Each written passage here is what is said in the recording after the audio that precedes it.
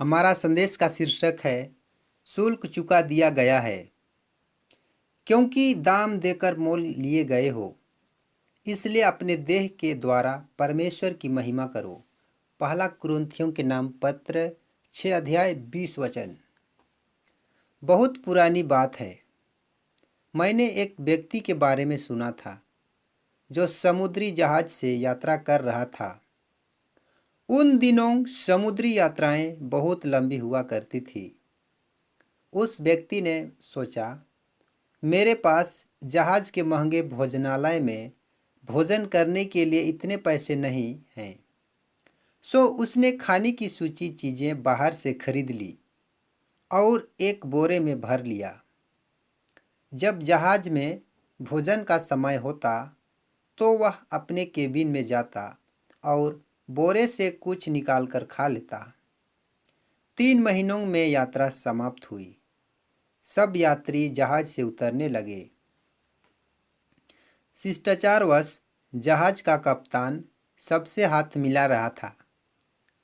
उसने इस व्यक्ति से हाथ मिलाया और पूछा, आपको मैं इतने दिनों में कभी जहाज के भोजनालय में नहीं देखा। उस व्यक्ति ने बताया कि उसके पास इतने पैसे नहीं थे कि वह जहाज का भोजन कर सकता। कप्तान को बड़ा आश्चर्य हुआ। उसने कहा, आप अपना टिकट दिखाइए। टिकट में यात्रा के साथ साथ भोजन का शुल्क भी शामिल था, यानी मूल्य पहले से ही चुका दिया गया था। ये बात अलग थी कि उस व्यक्ति को ये बात पता नहीं थी।